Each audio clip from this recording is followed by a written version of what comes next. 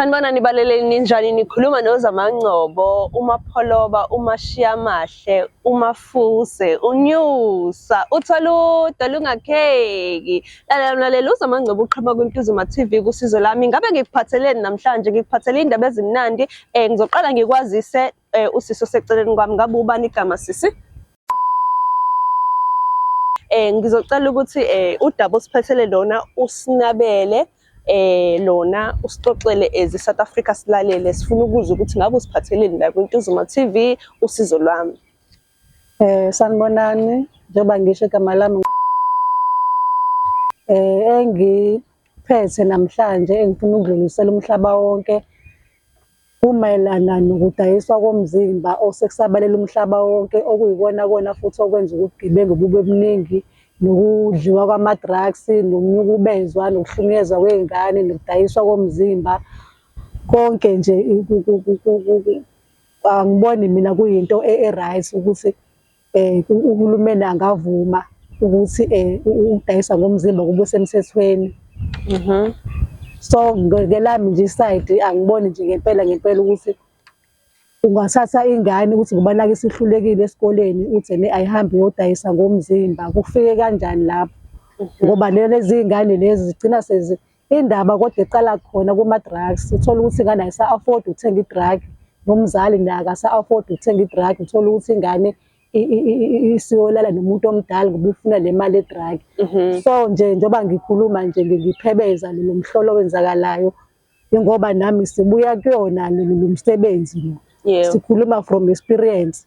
So angeke size sithande ubona odade bethu iy'ngane zethu kwenzeka okwenzeke kuthina.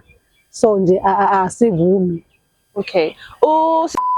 Ukhuluma ngokuthi akavumi ukuthi kuphasiswe lo mthetho lo othi izingane mazidayise ngomzimba. Uthi yena no to lowo mthetho. So uzothi ukusinabele ngodaba lakhe ukuthi kuze kufike la athi no, yena uboneni phambilini emenza ukuthi athi no yena. Sizomcela ukuthi simlalele, simuzwe, simuphe indlebe, size ukuthi usiphatheleni about yena ijeni ayihambile ethema eyibuka lento ukuthi hayi wrong lento, very wrong South Africa, but sicela ukuzwa ngaye iside lakhe ukuthi uthini yena. Engakusho nje okokuqala, indaba iqala ekhaya. Indaba vele isuke nje nomngane. Ngeke nje vele ngisuke nje ngohlala nomngane, indaba isekhaya. Oqala nje mawungaluthola uthando ekhaya, uyawufuna uthando kwabanye abantu, uthola ukuthi lapho siyohlangana nabantu abarongi. Mase uhlala nabantu abarongi kufanele wenze lento abayenzayo ngoba phela manje wena usuke ekhaya wena ohlala nabantu abarongi ngenxa yezimo ezithize-ke ekhaya-ke esihlangabezana nazo kubazali, ko-anti bethu, kwifemeli nje, even emphakathini. So engakusho mina ukuthi njengoba nje nami ngayithola sengisemgaqweni, indaba yasuka ekhaya. Yasuka ekhaya nje njengoba nami nje ngakhuliswa ogogo nomkhulu. Kwakuvele nje usevele konakela, akuyona into eyamanje lena engakusho nje umphakathi wase-South Africa ukuthi akuyona into eyamanje lena. Futhi bebefihla lento, befihla ngale ndlela ukuthi ibiyihlazo, kodwa manje sekufunakala ngathi manje singaliveza lihlazo lihlala obala. Akukwazi ukuthi wathatha ihlazo elingaka begqiba abantu abadala baze babadala kumanje abanye babo basanezinto esithi ngeke sikhulume. Kodwa manje bona bafuna ukuveza ihlazo lomuntu wesifazane ukuthi akahambe elalwa. So angeke ngize ngivume ngoba mina ngiyazi mina ngiphuma emgaqweni. So mase kusuka lapho emva kwesikhathi sengibona ukuthi okay, nasekhaya akukuhle, naba abangani bazokufaka lapho, ngagcina sengibona sengivuka khona emgaqweni. Cela ukubuza sisi, ukuze wena ugcina uba semgaqweni, mhlawumbe wawuneminyaka emingaki noma wawufunda amabanga mhlawumbe ungichazele mhlawumbe ngangifunda o-grade bani ngagcina ngiqala. Yes, uqala. Ngiqala nje manje uba semgaqweni futhi ngokuthi vele nami ngangisamncane ngokuhlala nabantu abarongi, ngaqala ukwenza izinto e-wrong mhlawumbe at the age of 14, 15. Kwathi sengina-16-ke ngadlulela emgaqweni-ke ngangina-16 years. Yebo. Ngoba nesikole ngase ngisiyekile, ngangifunda ugrade 10. Ngase ngisiyekile isikole nje, kwangekho nje sengikubona ukuthi kuzongilungela. Kwahamba kuzo lezo ndlela zami nabangani. nganyukubezwa, nganyukubezwa abafana uma bewu-6 or 7 la ngabona khona kahle ukuthi asho usiphelile ngami vele. Akekho umuntu ophinda angibone, akekho umuntu ophinda angithathe njengomuntu o-serious engathi manje lento ngiyicelele. Yabo. So kwasuka lapho ngabona ukuthi hayi angishiye ngisho ikhaya leli engisuka kulona ngahamba ngohlala eThekwini. Ngaqala-ke phanta-ke ngoba sekuthiwa hayi nala bengangichithe kubona kuthiwa ngeke phela ngeke silokhu sikuthengela ukudla. Ngeke sikuthengela ugwayi sigcine sesibhema nogwayi sibhema nama-drugs. Hamba uthola ama-client uthi i-client uyidla i-drug usuzokwenza lento eliyidlayo i-drug uthi nawe usuzongena kuwona ama-drugs manje awukwazi ukwenza lo msebenzi usobhapha. Kufanele kube khona into edaya emzimbeni ukususa amahloni, uphuze utshwala. Kuningi okwenzakalayo emgaqweni sigcina sesishawa i-client mhlawumbe ingakukhokheli i-client thuse liyakushaya i-client abaningi nje bashona bakhishwa ngamawindi. So kuningi so ngeke ngize ngivume ngempela ukuthi omunye umuntu athi yena umsebenzi. Yebo. Ya. Ayi siyakuzwa sisi uyasho ukuthi yena ushaya phansi ngonyawo uthi lento yokuthi abantwana badayise ngomzimba akayivumi. Uyasho nalo ukuthi udaba lakhe laqala esayingane ekunukubezweni bakho sisi. Kunalento loyishilo ukuthi wagcina usulala nabantu abaningi as umuntu wesifazane. Kunento engiyithandile kuwena. As umuntu wesifazane ekugcineni ugcina usukwazi ukuyibamba wayiqoqa waphinde esifazaneni. Vela kulula ukuthi ulalwe abantu abaningi uphinde futhi uyithembe. Khona lento ekuthiwa uyazeya. But when ibuyile i-self confidence kuwena ukuthi mina ngumuntu wesifazane ngiyimbokodo ngizoyibamba iqine. Ngiyayizwa lento eshoyo ukuthi wagcina usuhamba usudayisa umzimba ngenxa yokuthi awusubona umuntu but asike sibonge uNkulunkulu ukuthi kwamanje usumama. Mina mengikubuka ngibona umama usiqoqile wakwazi ukubona ukuthi no lokho engidlule kubona beku-wrong udlule kona ngenxani yezimo ze-family. So the most of time-ke la eSouth Africa abantu bayachazuka benza izinto e-wrong because asike sithi iy'ngane zethu because nami ngumama ngiyazi look like ngiyang but ngumama. Iy'ngane zethu most of times zigcine sezenza into e-wrong because isandla sasekhaya sisuke singaqinile. Uke wayisho leyo wathi ukhule nobani nogogo nomkhulu. So ngiyathanda ukuthi odabeni lakho olukhulumile emakhaya sike siqiniseni izandla noma isemfaneni noma isentombazaneni esabazali asiqiniseni isandla ingane asibhekeni ukuthi yenzani ngoba into eyenza ukuthi igcine ukuthi ingane zisabalale ziba semgaqweni it's because isandla sisiqinisile. Asihlonipheni ingane esikwenza phambi kweingane azingakuboni because ingane isikhathi esiningi ezamanje mina into engiyibukayo ziphila lo life osheshayo ukuthi ngibona umama no baba benza into ethize. So nayo uyafisa uyilangazelela leyo nto ukuyenza. Ngicela ukuthi siqinise izandla emakhaya izinto esizenzayo nomlomo umlomo ulibulalile izwe. Umlomo into esikhuluma la uyibulalile zigade njengomzali ukuthi yini oyivunayo ngomlomo. Mawulo umzali lo onhlambeni okhuluma noma yini ingane ayikhe into enhle ezoyithatha emlomeni wakho. Before siye emgaqweni asiqale endlini. Before siye empathweni asiqale endlini. Asiqale emlomeni asilungise emlomeni sabazali. Silungise emlomeni ukuthi umlomo wakhane engqondweni yengane. Thama ukhuluma noma yini ingane ingqondo ayifunction kahle. Kube ngazuthi nje awazi sikwenzakalani wena osukudale lonto. Silandele empathweni ingane iphathe ungayiphathi nge-German hand. Iphathe njengomzali uyilandelele ingane. Iyeke ingane iyodlala nezinye ingane, iyeke ingane ivakashele ezinye ingane nje uyiyeke nje uyiyeke ingane uyibuke ukuthi yenzani. Ungayiphathi engazuthi iyagula ekhanda. But isikhathi esiningi hlala ubuka ingane yakho ukuthi yenzani ngasikhathini. Uhlale ube nethanelane ukuthi umntana wami isikhathi sizimele enze ukuthi ngobani abazali bethu abaningi basemandulo basilimazile ngokuthi bangasinaki. Umzali akushiye nje nendlu ahambe which is njengoba esho sisi ukuthi yena behlala nabazali abadala wagcina esenza lokho ngenxani yabazali. Asibablaming futhi abazali. Bazali isikhathi esiningi uma uyibheka leyo ngane yenza sure ukuthi isikhathi esiningi une timeline ukuthi ingane ngalesikhathi ngifuna ukwenza ukuthi ngalesikhathi ngifuna ukwenza ukuthi ngalesikhathi ngifuna ukwenza ukuthi.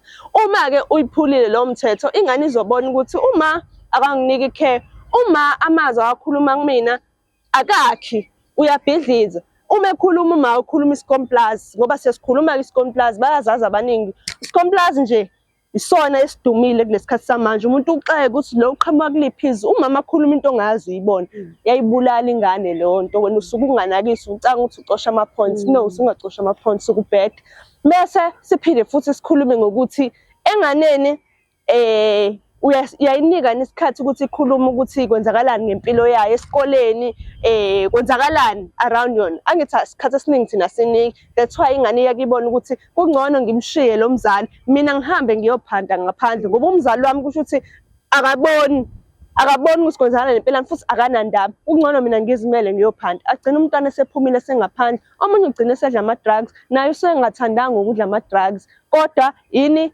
indlela ephathwe ngayo omunye kuyenzeka ukuthi uphathwe kahle ekhaya ukuthi inkinga vele uyihlongandlebe akalaleli futhi nokungalaleli kwakho uma ungakulalelanga mhlawumbe kusuke kunenkinga ekhona emumva so ke inkinga ikutheni kumele thina sabazali sibabhekelele abantwana bethu ugcina umntwana wakho esehamba yohlala emgaqweni enza into ezingasile njengoba esho sisithi wagcina esedesa umzimba naye wayengathandi inkinga yesima yehlele kusona and okunye we have friends that leader to peer pressure nathi siyashesha ukuheheka so sisi kunento engifuna ukuyibuza ke ngalesikhathi ufunda esikoleni wawukhona ukukhopha mhlawumbe kumekubhala ama homework noma wayekhona lo kuye kwenzeka mhlawumbe uma unenkinga kube khona lo mem oyaka ahlale afuna ukuhlala phansi nawe aqoqe njengentombazane wawukuyithole leyo sosikhathi because uthi wawungasitholi endlini mhlawumbe umem othi hayi mntana mozala afuna ukukubonisa njengomzali afuna ukukululeka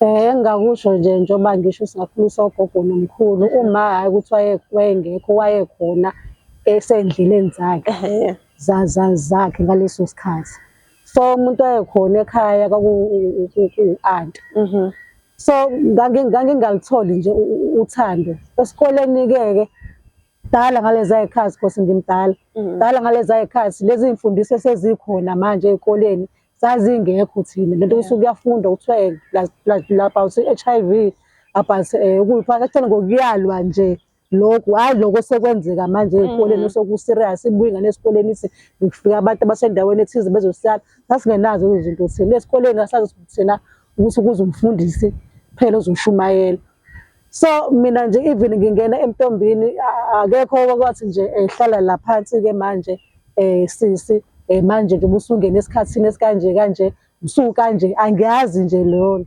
ngoba la ngakhula khona kwathi noma sengena kuma period kwakuthiwa senqomile was 13 years 13 years angiyazi kwalonto ngoba lo ma period ngangawazi uyayibona nje lonto ngaze ngabonwa iyona ingane yakhe ingidlalisa unyawo kade ngizothi mangisi ngibonisa angazi lutho mina ngiyawasha ngiyaneka ngoba angitsheliwe akekho nje umuntu owahlala nami phansi so yonke into embi lapha ekhaya nje bangisho ukuthi nje emva koshona gogo nomkhulu kwaba wese kakhulu yonke into embi kwakuthiwa yimina kwalahleka ukuthi kwathiwa yimina kwenzeka ukuthi kwathiwa yimina so nje angizange nje ngempela ngize ngithole uthando lento engihlezi ngitshela ingane zami ukuthi angifuni ngani mina ngakhula ngihamba ngenyawo ngesikoleni ezinye ingane hamba ngecathulo hamba ngenyawo te kodwa manje ngilola ukuthi eyami ingane ngeke izihambe esicathulo ihlephukile esikoleni mina ngisaphila ngenza sure ukuthi ngiyazama ngithunga izikhwama ngidayise ngibonge uLifeline organization asifundisa ama skills kuningi esakufunda khona safunda about safunda ngecounseling senza personal growth senza umsebenzi wezandla noma ngaleso sikhathi ke 2010 noma ngakaphuma emgaqweni kodwa kwasekwazi ukuthi khona into ongayenza usunayo ihope ukuthi hawu ngazi ngibe semgaqweni ngingakwazi ukuthi ngithunge ngingakwazi ukuthi ngenza amacici ngenza amabhisi uyayibona nje lokho nokukhuluma nabantu safunda lapho ukuthi mawukhuluma nomuntu awuvela ukhuluma noma yini noma kanjani so konke lokho engikuthathile kulama organization ko Lifeline osisonke ko match ko Embrace Exit Solution besamba lokho sisamba kwaze kwafika la ekutheni ke manje sekwanele asisafuni asisathandi Okay, mama, ngicela ukukubuza ukuthi emgijimeni wakho wawugijima emgaqweni iyiphi mhlampe into owakwafeyisana nayo kulowo mgijimo?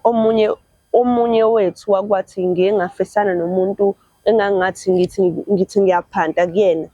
Bengiphanta wangitshela ukuthi sesiqedile, no, mahhala and ekugcineni wayefuna ukungishaya mhlampe into ey'kanjalo. Ukuze i-youth nabasha nababukayo nabasebeqalile bethi bayawugijima lo mgijimo babone ukuthi kukhuluma umuntu obe lapho kwenzakala wayibona inkinga, akukhuluma umuntu oxoxa indaba engathi story engathi ufunda incwadi, yinto eyake yenzakala. Mhlampe nje umuntu nje owodwa uthi mina mhlampe ngathi emgijimeni ngavelelwa into ekanje. Njengoba ngisho ukuthi ngiqala nje ngangisamncane, so ulwazi oluningi nje ngangenalo kahle hle emgaqweni ngoba kwabona la abangani ababesi bayangifaka bebangangitshela into ephelele futhi ngelinye ilanga futhi ngiyithwayizele nje ngedwa-ke nami. Angazi phela lento kuthiwa kuyaphantwa, ngiyadayiswa, ngihlangane nomfana. Umfana sabona sisi uyasebenza. Usebenzaphi? Ngithi futhi ngiyasebenza. Ngithi ngibuza ukuthi ngisebenzaphi, ngivele sengimphuma eSpar iphoyinti ngisebenza khona ngoba ngangakazi ngaleso sikhathi.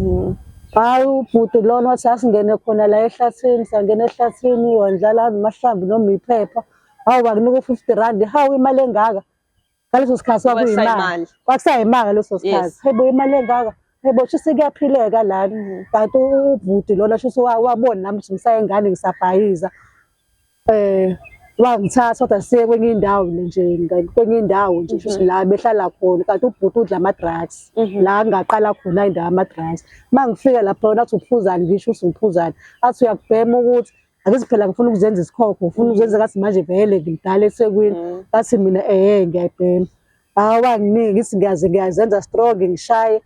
Waqala lapho-ke kodwa noma ngingagxilanga kakhulu kodwa ngase ngiyifuna, ngase ngiyifuna ngithi yabona-ke manje ngiyifuna le drug ey'thize. So lo bhuti lona usho wabona ukuthi mina ngiyaphanta ngiyasebenza. Wesevele athi enene Mabongi hamba uyophanta. Futhi mina kufanele ngihambe ngiyophanta mina, ngibuye mina ngiphantele yena, nginikeze yena. First of all sengena emadragini manje ngale ndlela ngokuthi vele uma nginaye uyabhema every day, uyabhema every time. Obviously sengithe ngiyabhema nje angithi sengisebenzela yena-ke manje. Kuningi nje sisi, ngelinye ilanga omunye nje sasinaye emgaqweni wabulawa nje umuntu wakhe emazi kahle ukuthi uyaphanta, wamgwaza waphela phambi. So nje kuningi abanye nalana nje nginengozi khona emphakathini samantombazane sebangabona la madoda lawa azosilala asinikeze iy'mali futhi ekugcineni umuntu ngabe wafa.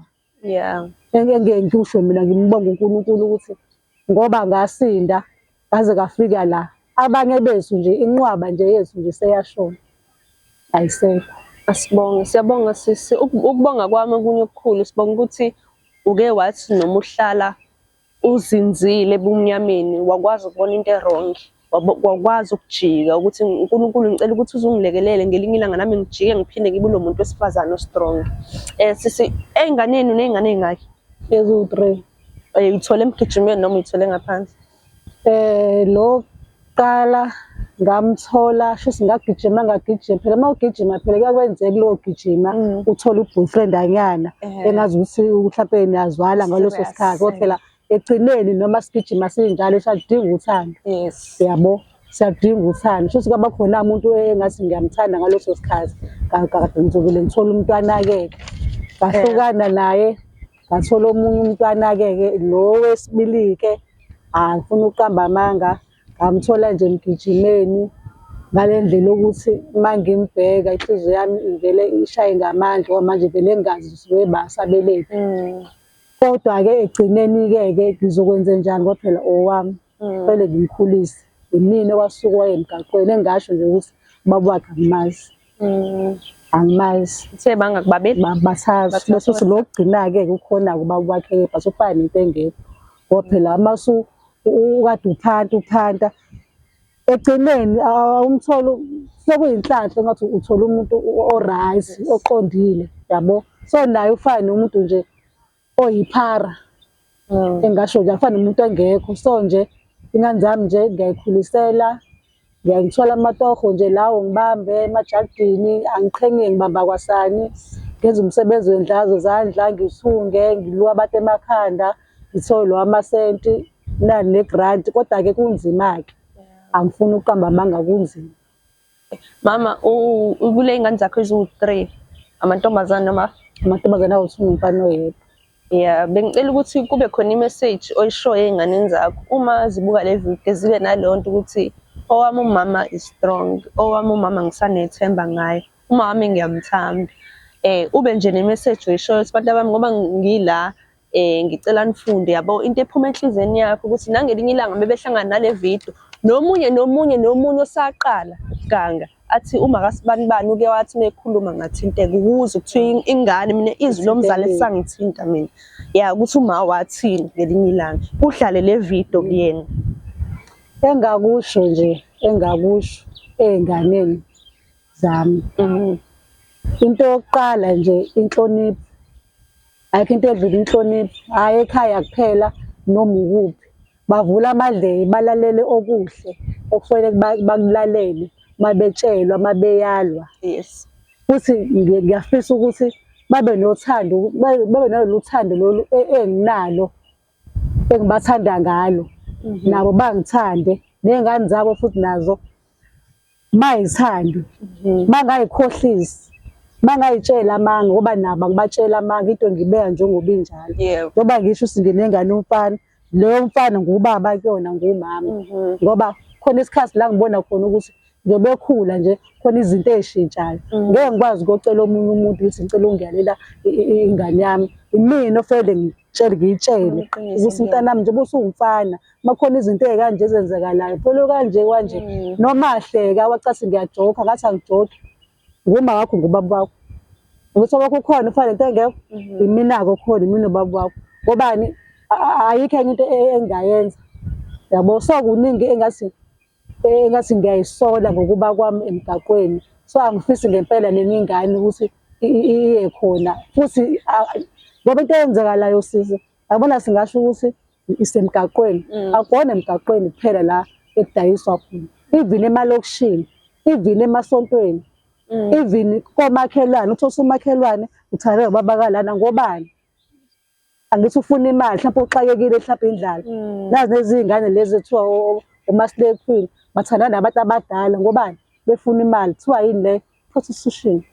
Angithi uzohamba ukuthi ngifuna ama-drug, athi omunye ngizokunika ukuthi, ngizokunika umzimba wami ngicela i-drug. Uyacabanga? Iyiphi-ke njengoba uhulumeni ecabanga noma angazi ucabangani ukuthi ngempela iziphi lezo y'ngane ezizohamba ziyodayisa ngomzimba, ezaba lezo ngane eziyodayisa ngomzimba. Thina siyazama thina ukuthi yifunde bese kuthiwa uma engasatholi umsebenzi emgaqweni uzoleya nobaba bazo, nomkhulu bazo. Ngoba phela khona obaba bazo abathengayo, abafowabo phela, obaba baney'ngane everywhere. Athole umuntu usolela nomfowabo, omunye uthi usolela newele lakhe. Uyacabanga? Ngoba phela manje izimo, indlela eyenzeka ngayo emhlabeni sengiyamina, indlela esengisaba ngayo Nkosi yami, eyami ingane nje lomncane ofunda u-grade 10. Ngifisa ngisho engathi ngingamthatha ngimqubule ngimbeke esikoleni, ngiphinde ngimlande, ngiphinde ngimbeke endlini ngoba asisaphephile. So nje iy'ngane bandla, sicela bandla ziyeke ukuhlala endaweni erongi ngesikhathi esirongi, zingadlaleli otshwaleni, abangani abangaphusile Nkosi yami. Abahle iy'ngane nje noma ingaphuma ngaleso sikhathi ngoba phela nokuyivalela ingane kuyayilimaza, ngoba isiphuma yenza kakhulu. Kanti uma unikele leso sikhathi leso sincane iphinde ibuye.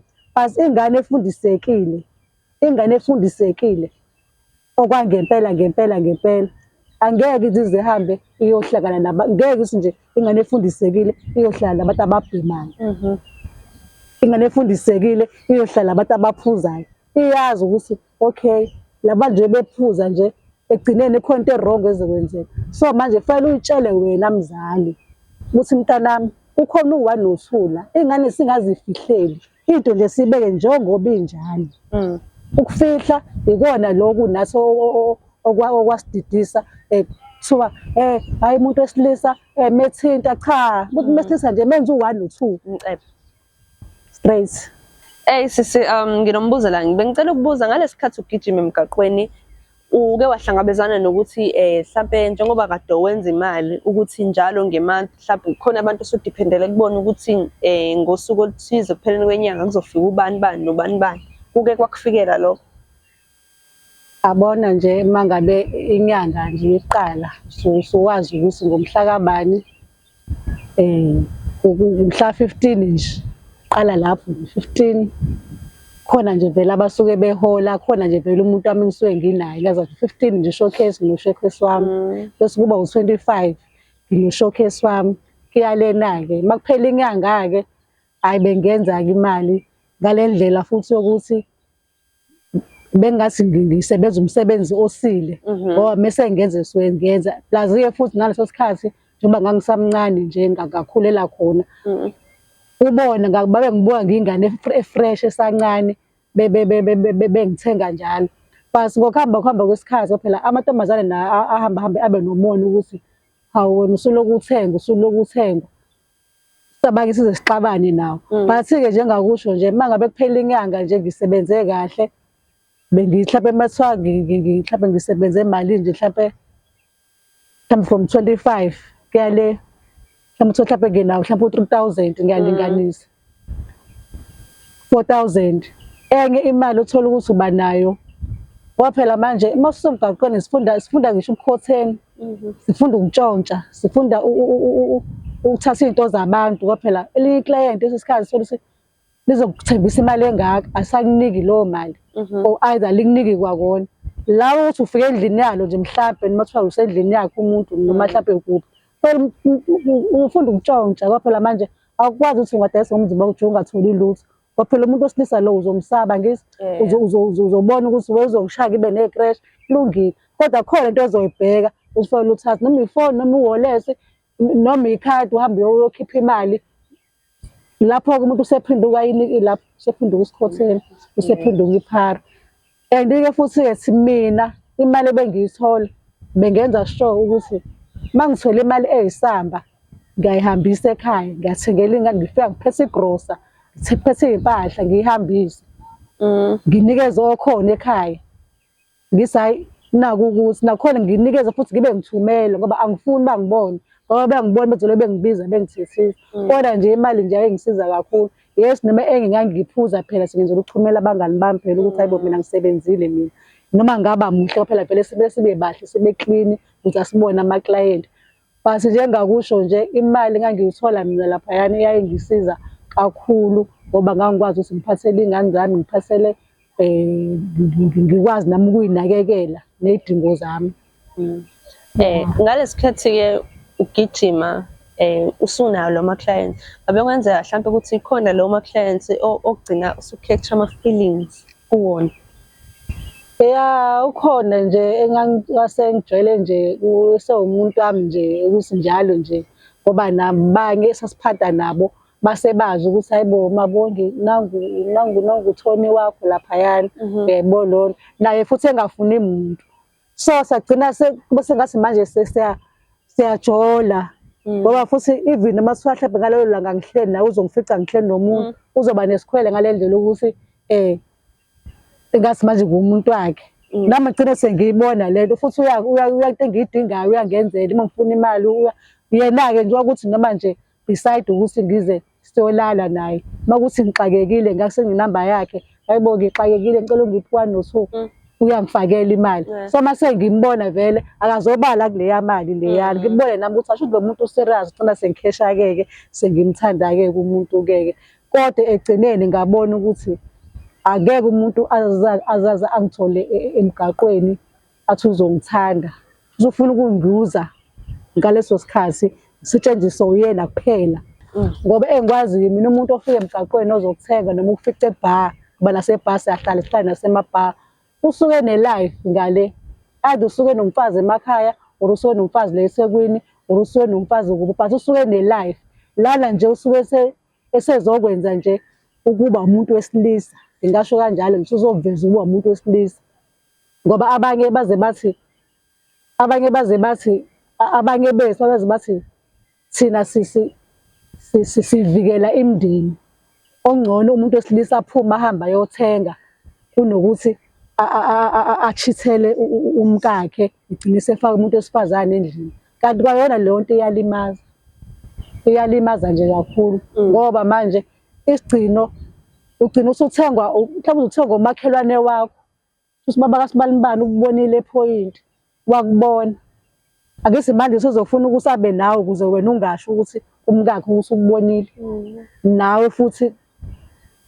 So nje konakele khona lesikhathi lesi angazi, I was reading ibhuku noma intombazane ithi isikhathi esiningi siyagijima kodwa badlala ngathi, uma bedlala ngathi kukhona i-protection esiyenzayo bagcina sebefaka imbese. Ngabe wakwahlangabezana because khona la uke wathi ugcina usuntshontsha, gcina sesifaka umbese la noma ibeleni. Hawu nganginawo nje omncane nje ongaka, anginawo nje ukuthi nje ngoba ngase ngaba nawo emva kwesikhathi sengibonile ukuthi okay laba basenza nje ngase nginawo nje okapho nje ohlala la phansi kwebele, ngenzela ukuthi makhona umuntu ongijwayela phela manje sigcina sesamaphara ngempela. Yazi futhi umuntu wasinda, Nkosi yami, hayi bo umuntu wasinda. Ugcina nje nesidumbu usungasikhipha laphayana ungaboni indlela sekuyibona, usungasanendaba nomuntu, ungasanendaba nokuthi umuntu uzothini. Mina I'm living my life, ekho ozongitshela, uyayibona nje lona. Ngicela ukubuza mama, ngalesikhathi-ke ugijima udlala kumnandi, ingqondo usuke ufocus noma kusuke khona i-drug ekwenzayo ukuze cause angithi uyazi ukuthi noma ngathi uzothi uzwele kube nokuthi uzama ungigwebhile. So ngalesikhathi uyanza usuke uphuzile or usuke udle i-drug le kwenza ukuthi mina ngizokhohlwa ukuthi khona lento engenzeke yona noma ezokwenza ube nomfutho. Yabona kule game kuyadependa. Khona umuntu okaze kuwena athi uzokuthenga uvele ubone Nkosi yami ukuthi weJesu ngizombhekela ubanje lo muntu, ngivele usongcono nje vele nje ngiphuze ngidakwe kakhulu. Mina i-drug eyangena kakhulu, i-drug nje yangena nje yagcina Nkosi le lawa bengiwenza ngoba kuthiwa nama-client noma bengibe ngiyihalela kodwa angizange ngize ngigxile njengalaba bagxila ngalowo ndlela. So i-drug ebengiyithanda mina bekuyidaha. So bekenza sure ukuthi uma kuthiwa kuphuma i-client ngempela exakile, ngibone ukuthi Jesu ngoba ngiyayidinga le mali, kufanele ngibe i-KO, ngibheme ngidakwe ngale ndlela ukuthi ngingakwazi ukumfesa. Khona i-client olibonayo ukuthi yabo leli ngingalifesa isifana nje angidakiwe ngoba uyaheha mhlawumbe, yayibona loo nto ngingakwazi ukusobha nje, uyayibona loo nto. But-ke kwesinye isikhathi-ke uthola ukuthi uthola i-client udakiwe, uthi uyafika into e-wrong eyenzakalayo-ke uma usudakiwe, akuncane ukushiya endlini lale nalo ukushiya endlini angithi udakiwe. Uyavuka ekuseni awunalutho, kwa-4 lapho unayo isihambe ne-client, uyaphuma laphayana ezansi usuhamba wedwa awunalutho, awunayo imali yokugibela. Understand loo nto. So nje kunzima emgaqweni, angifuni ngiqamba amanga, akifisele nje omunye umuntu mina. Mama ngalesikhathi ukhulelwe uhlale phansi noma uqhubekile nokugijima? Ngikhulele kokuqala hayi ngahlala because lo wokuqala vele abekhaya babakhe wayekhona, ngahlala waphinde futhi wabuyela khona. Ngaphinde ngabuyela, sesihlukene-ke phela-ke ngabona ukuthi hayi aphinde ngabuyela. So why on that? Organizations. So why on that? How do you hide?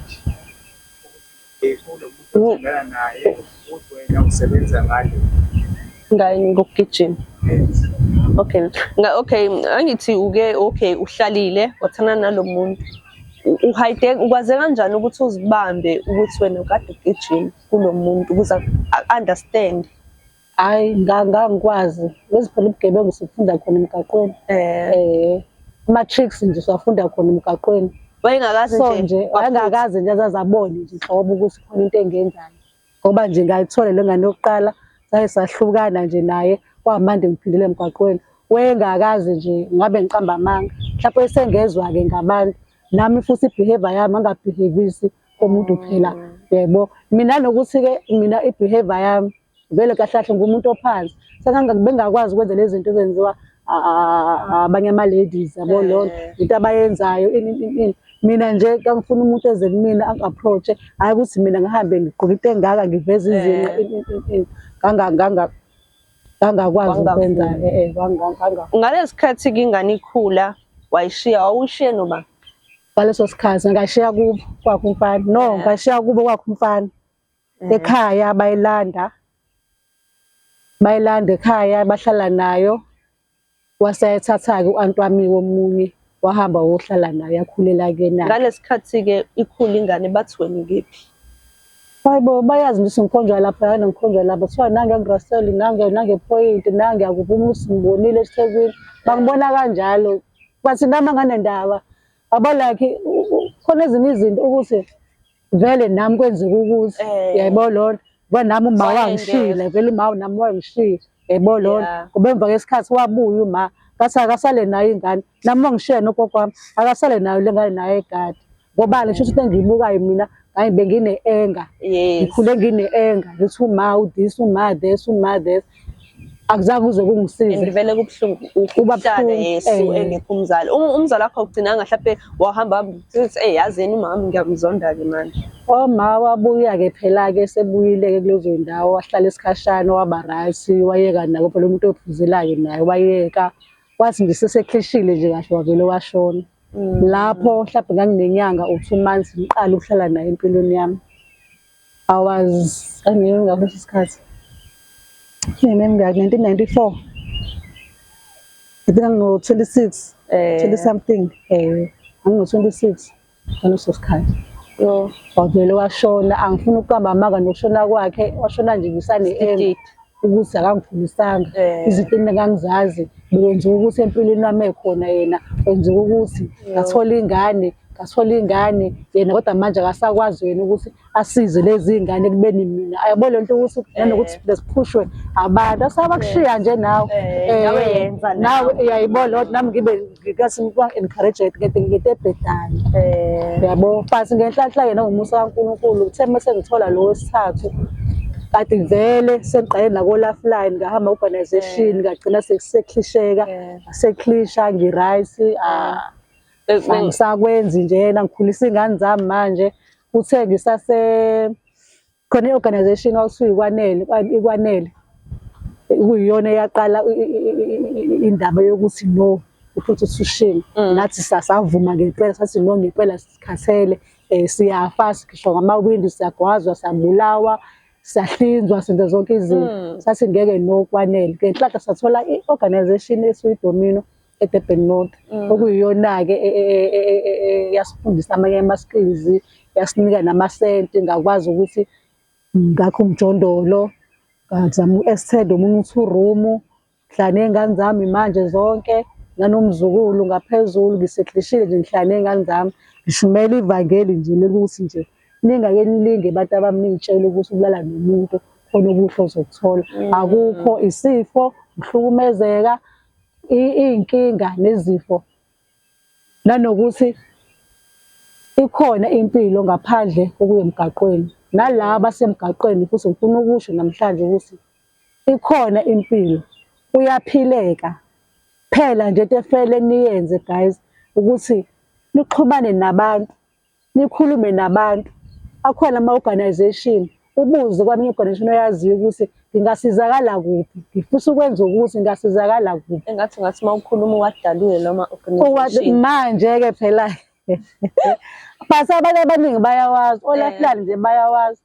O-TBK amaningi nje ama-organization akhona ayasiza futhi ayasiza kodwa uma uzimisele lento ikwena ngaphakathi. Uma uyitshela wena ukuthi yabona manje njengoba nami ngayitshela ukuthi angeke ngikwazi ukuthi ngemgaqweni ngishiye ingane zamantombazane. Lo mdala nje Ngangimbona ukuthi usile, uyabona ukuthi no umama nje khona into ayenzayo, uyahamba manje abuya nemali. Ngelinye ilanga wakhuluma elinye igama, ethi mama hawu ucela ungiboleke unginike u-10 rand, ngase sineyi anginayo imali.